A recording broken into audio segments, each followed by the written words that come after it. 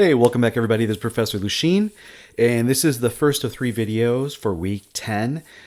In this video, what I'd like to do is just kind of review some of the main points that were covered a couple weeks ago in the lecture in which we had guest speaker Jim Jones with United Heartland. And this is meant to prep you for the quiz this week. I want to start getting back into offering quizzes each week. This week we're going to do work comp. Next week it'll be a combination of premise for data analysis and SIFs, which is what we had last week. So first, what I'm going to do is I'm just going to kind of share some things. I'm not going to do the PowerPoint thing. I want to actually share things that are out there. In Wisconsin, the Department of Workforce Development houses and enforces our work comp laws in the state. They handle other things as well, but when we go into workers' compensation, you can click on things like for workers, for employers, for insurers, for medical providers. There's basic facts, people you can contact, benefits and wage computations, calculations for permanent partial disability and wage rates, and we'll click on that in a moment. Insurance letters, standard letters, forms, publications, everything is right here. It's all well contained. For workers, you're going to get their rights. For employees, you're going to get how they're supposed to run it and resources to try and make your program work better. And then this is for insurers and medical providers. Okay? So, what if you're not in Wisconsin? Well, I did a search and I found Illinois. Illinois. Illinois is an Illinois plural, or no, Illinois possessive. That's what I meant to say. Workers' Compensation Commission. Here you'll find similar things. They've got their files, calendar call sheets. All the information is here. Case status, workers' comp fraud, forms, assessments for self-insured. All the stuff is right here. And that's for Illinois. I also did Minnesota. That's where I'm from. They're housed within the Department of Labor and Industry. It's also the department that houses OSHA. And so you can see here, claim process, benefits in general, how to file things. Everything is here. So whatever state you're in or whatever state you're representing a company, you should be able to search the state and then workers' compensation and then find who houses the laws, who enforces it, and who your resource is going to be. So a couple things is, what is workers' comp again? Do you guys remember? It is an insurance-based business requirement. I mean, there are some exemptions, but they're very, very limited.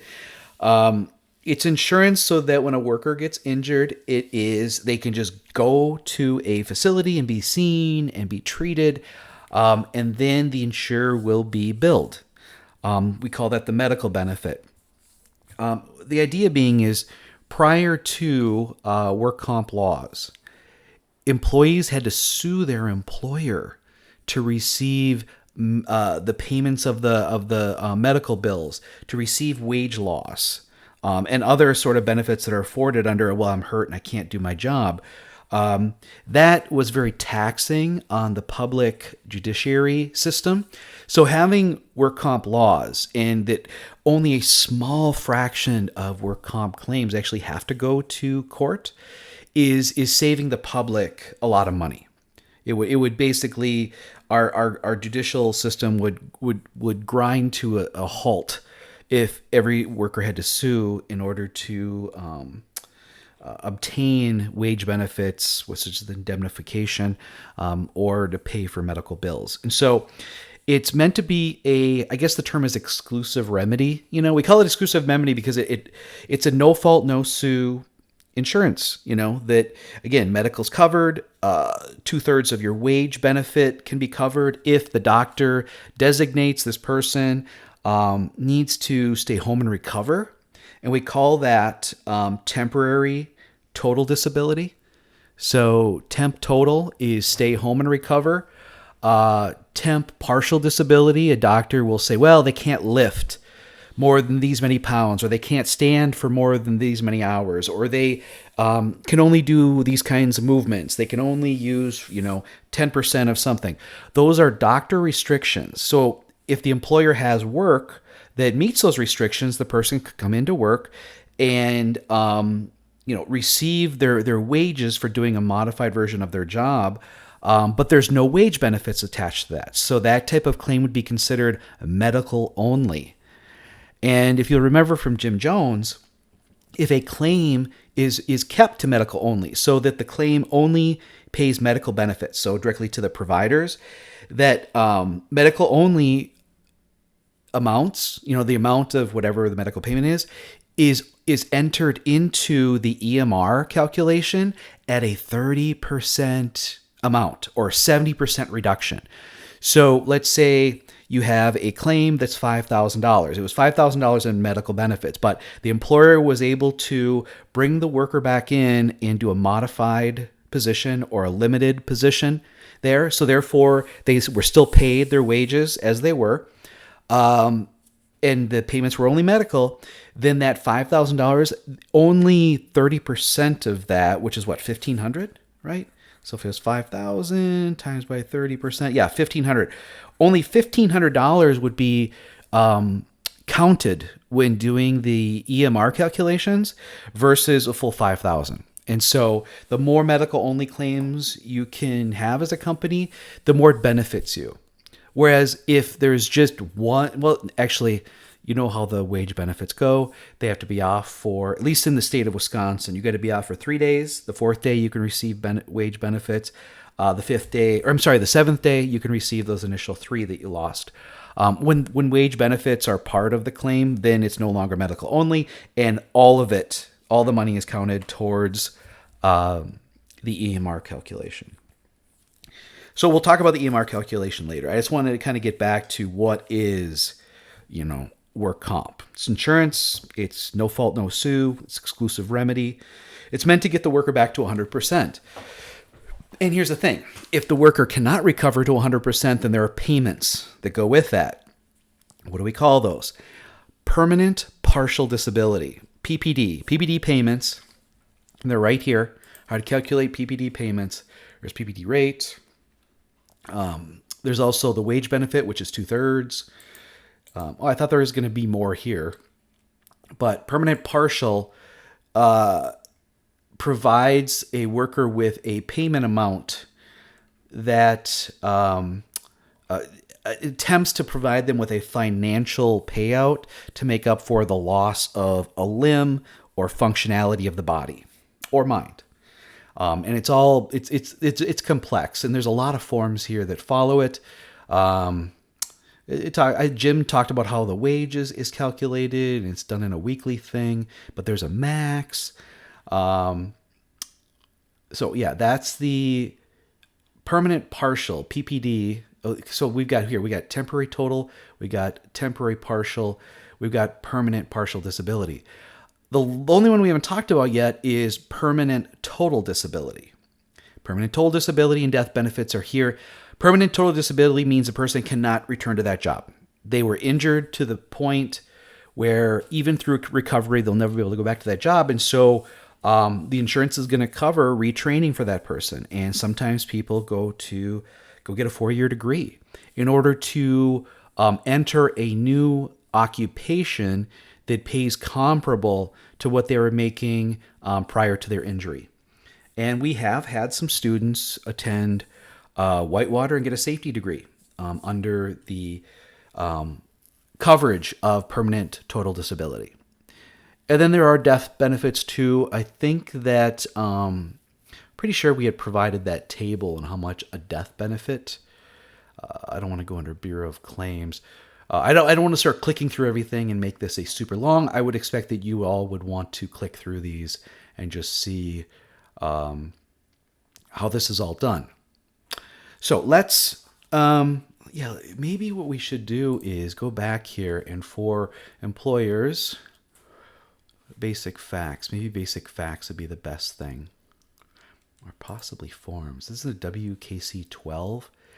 Medical treatment statement, hearing application, compromise, employer's first report of injury. Let's hit that.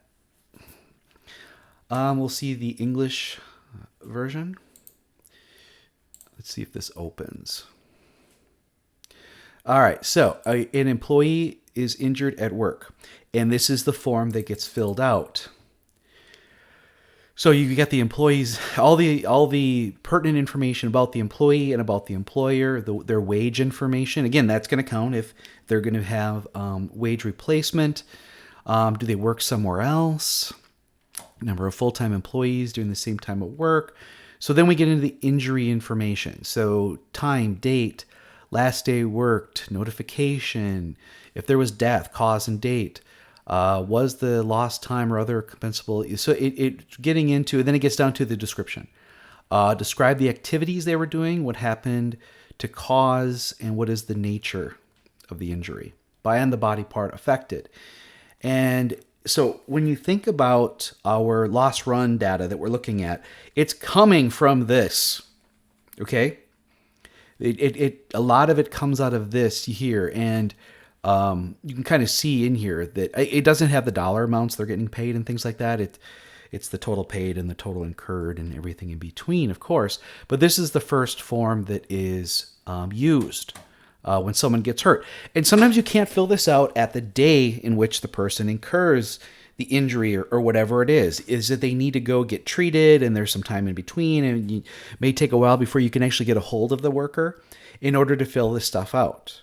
But you don't want it to go beyond 7 days, because then you could get 7 days. Must be notified and insured within 7 days of the injury or disability. So if you don't meet that 7-day window, you can get fined.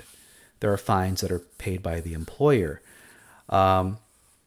But you don't know the classification of it until you do your investigation. And if you've got an active, safety professional and work comp committee or team, you should be able to get on that right away. Because if the person, let's say they're just like, I'm hurt, and they go get treated.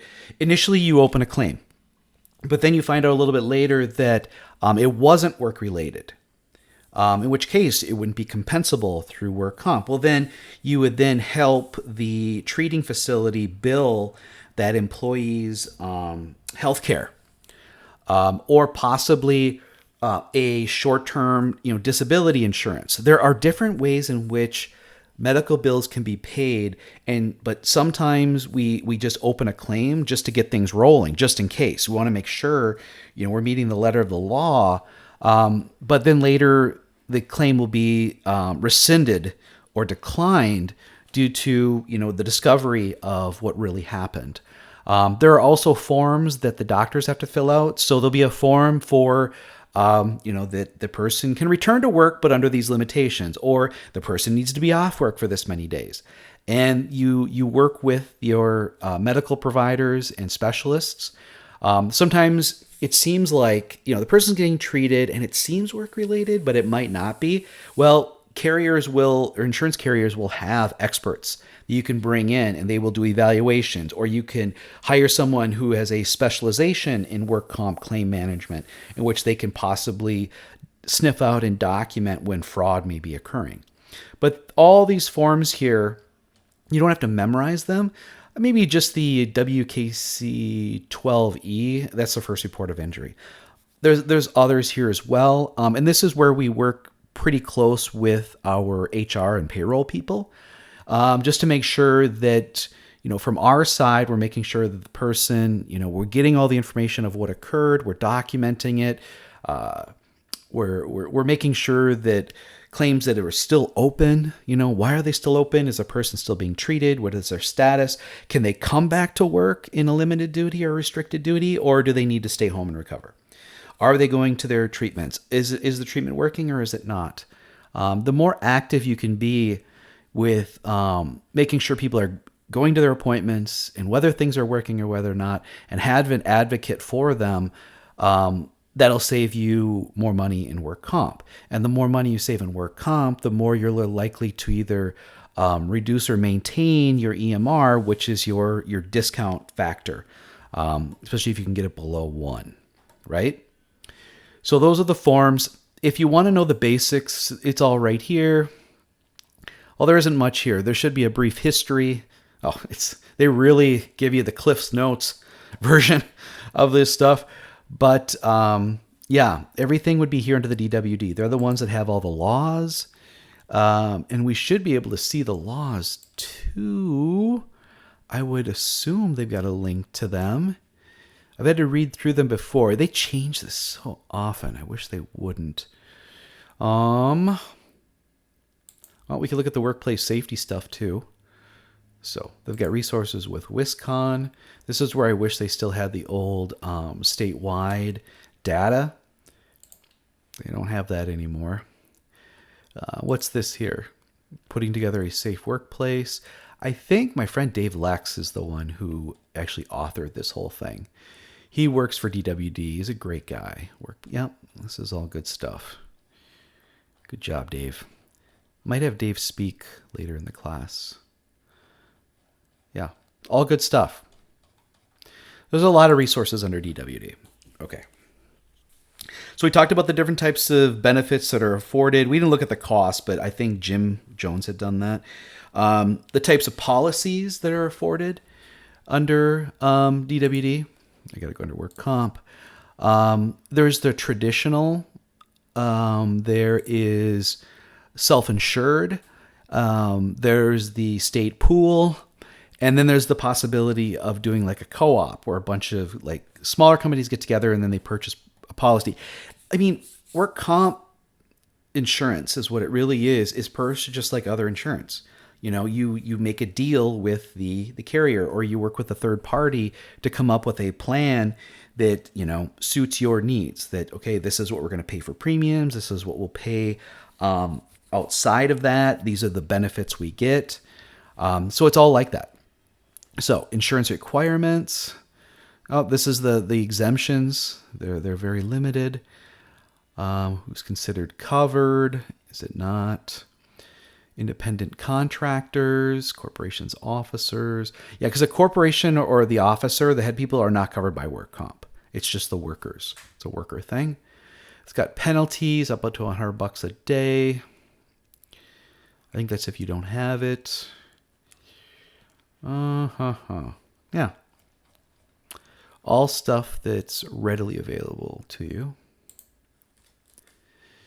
And sole proprietors, independent corporations, out-of-state, domestic farmers, insurance agents, handling work injuries, uninsured employers fund. So this is if you don't have an updated policy and a worker gets injured, it'll still be covered, but it'll be covered through the state, and then you will pay. Here's information on being self-insured. So if your company has the assets to cover all of its potential loss, through work comp, you fill out the paperwork, and if you get approved, here's the worksheet if you want to see it. So this is everything, as long as you have, again, the assets to cover it, then you can fill this out and become self-insured. Then you're not paying I'll use the term absorbent overhead costs. And Jim Jones had referred to this, that for the amount you pay for a premium, the calculation of it, it's kind of an unwritten rule or assumed that about 60% of that is meant for overhead and only 40% is earmarked for what you're going to pay or what they're going to cover when it comes to work comp claims. So let's say, you have $1 million policy. If you have claims during that policy year that exceed 400,000, it's very likely that in a couple of years that will count negatively toward your EMR. It'll be above what they consider. So if you have like a 3-year rolling average in which you have $1 million policy and the average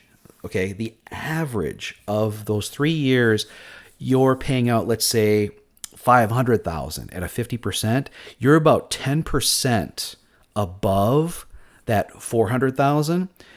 Your EMR is probably going to be, 1.1 or 10% above. But that's not perfect. The math is not perfect. They got an equation that muddies the water, but right around there, it's going to be above that. Whereas if you're 10% below the 400,000, so what would that be? So 300,000. So if you're at 300,000, if that's the sort of the average over those 3 years, you may achieve a 90% or a 0.9, for your EMR. So you'd be paying 90% below on the base premium amount. Yeah. So that's all the information here. Make sure you're aware of it. Now, we're going to shift gears here, and we're going to go to the Wisconsin Compensation Rating Bureau. There's a lot of great information here. The Compensation Rating Bureau is the state's version of NCCI, or the they just had it too. What is it? If I do this, the National Council on Compensation Insurance. I always get that wrong. The problem is you need to be a member to access all these beautiful things. Some of them are free, like I provided you with the ABCs of the Experience Modification Rating, or Experience Rating, or MOD, or EMR. It's all the same thing. It's a calculation. But WCRB basically adopts a lot of those equations and approaches, and it's for Wisconsin. So this group here, they assign the class code rates, which we look up this. We'll be looking up. Isn't 3076 our most frequent?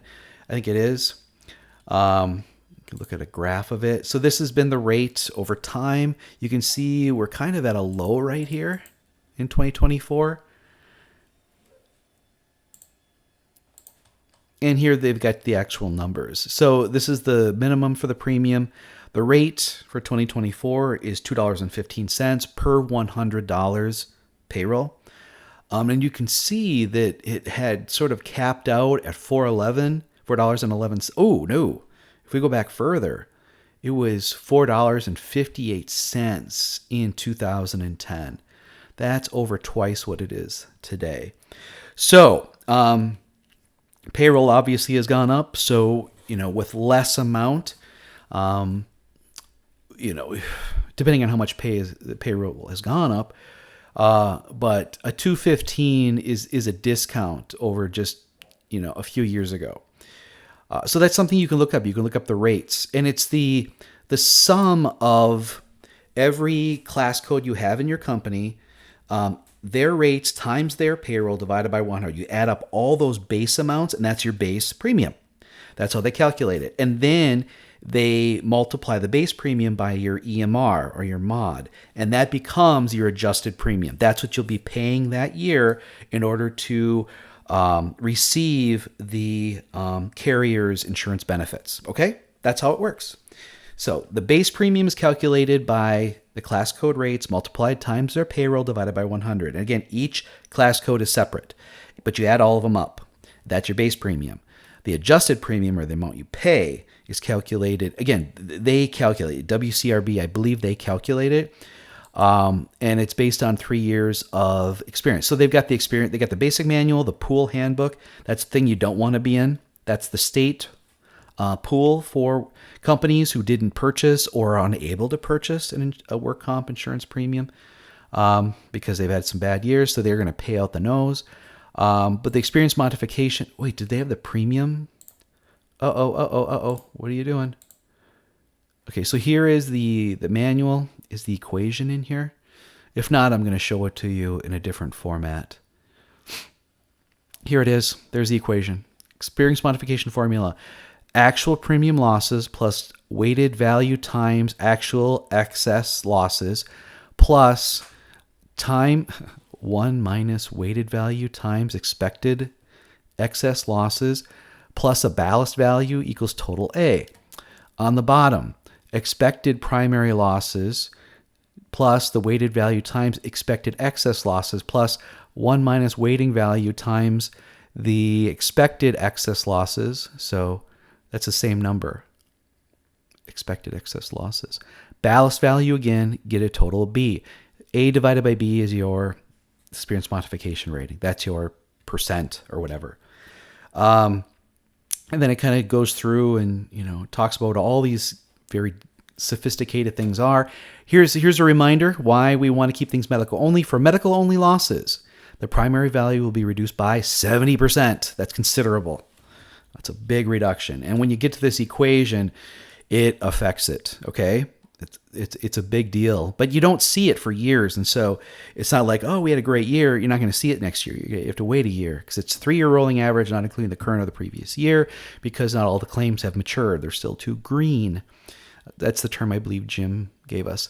If you're self-insured, you don't have to pay premiums because you're self-insuring yourself. Though what some companies will do, they'll purchase a stop-loss policy for work comp, which is to say, all claims that are below $1 million will cover. But if it's above $1 million, the insurer will cover it, but it's a partial policy. So they will only be contacted if there's a claim above $1 million, which is very rare.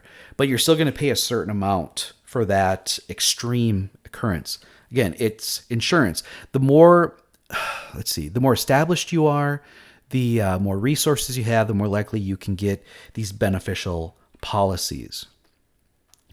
Talks about the payrolls, the losses, all that other stuff. There's just a lot of stuff here. It's all here to read, not easy to read. I'm trying to simplify it for you. Premium algorithm. So what do we got here? What goes into the premium? Oh, there's a lot of stuff. I'm not even going to try to calculate it. The easy way is the payroll divided by 100 multiplied by the rate, and you add it up. That's the simplified version, but looks like there's a lot of other sophisticated look. Oh, here it is right here. Premium, manual premium.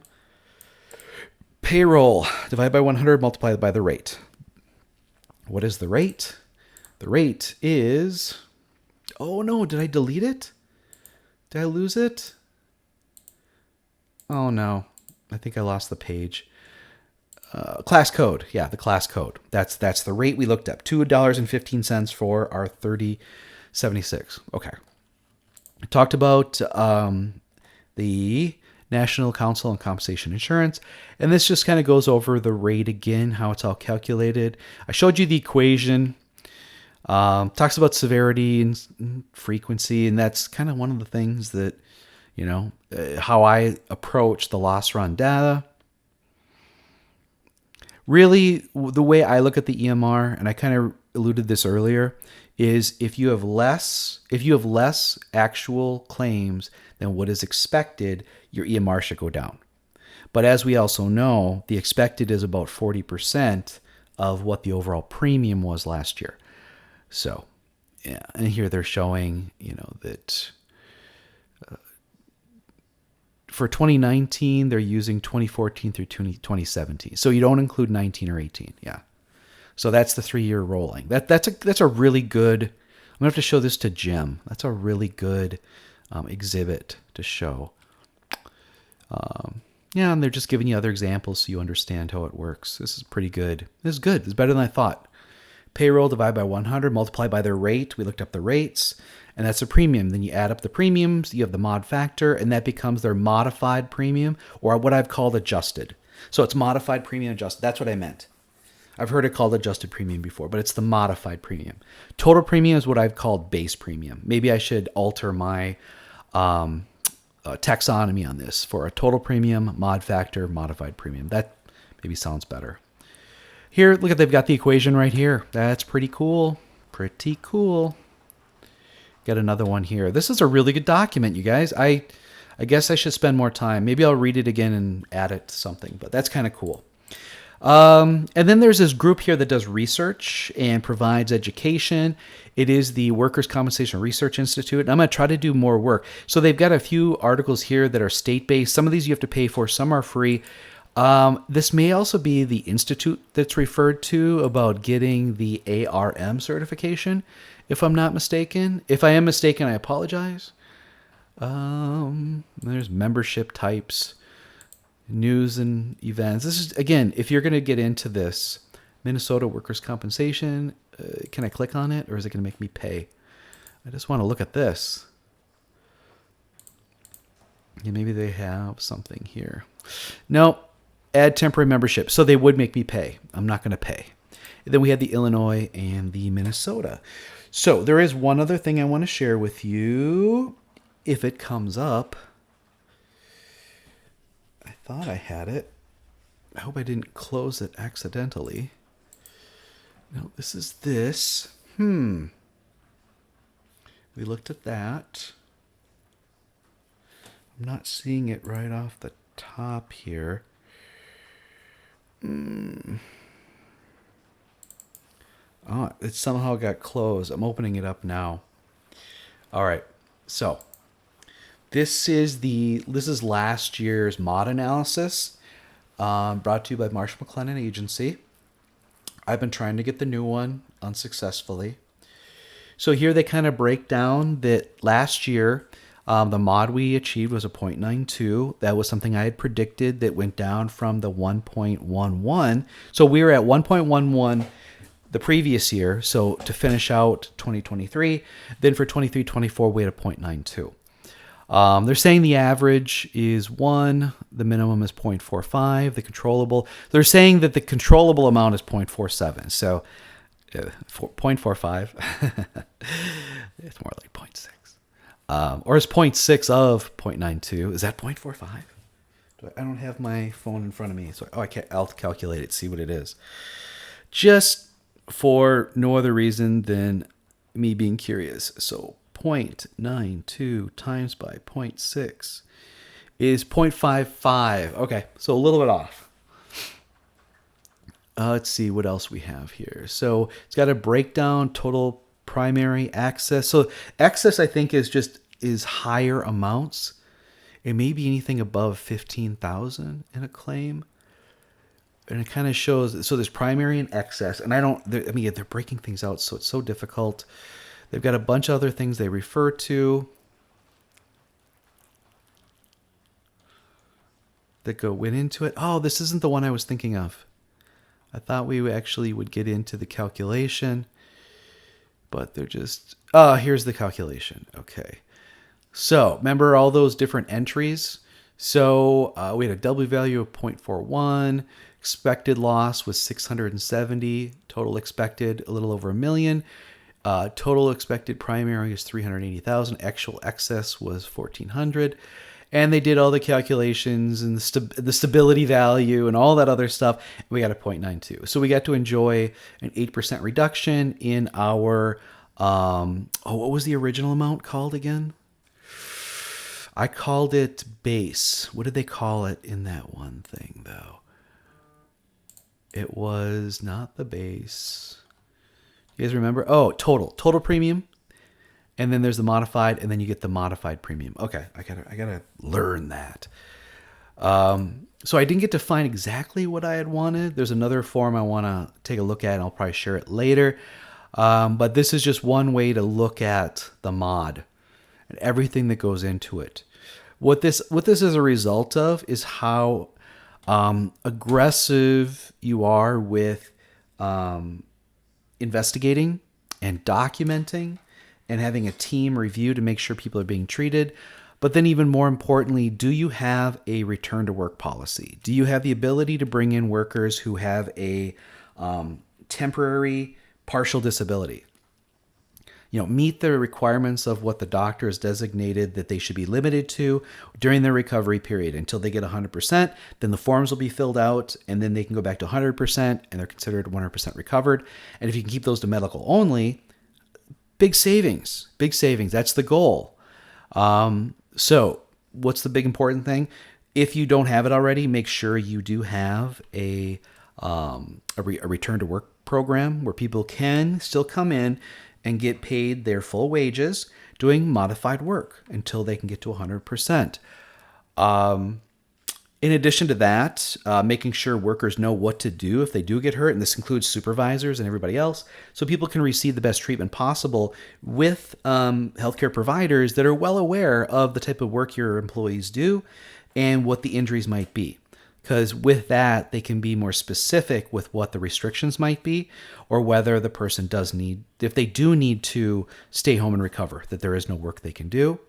And there may be ways in which you can bring in specialists, occupational therapists, physical therapists, who can help evaluate the workplace to come up with these limited or restricted duty jobs, and possibly treat people or see people there who are experiencing pain or not feeling well, and they can be then treated actively before they need to be seen by a doctor or something like that. So there's a lot of things you can do to reduce the claims you file and how much they cost, altogether, it helps reduce the annual operating budget for the company, because the company has to have insurance unless they're self-insured, in which if you work for a large corporation, maybe it's something to investigate, because maybe you can save them 50% on those annual premiums by finding a way to be self-insured. All right, that's all I got for that. Everything we covered, let's see here. Yeah, everything that was covered here in this video is on the quiz. So good luck, everybody.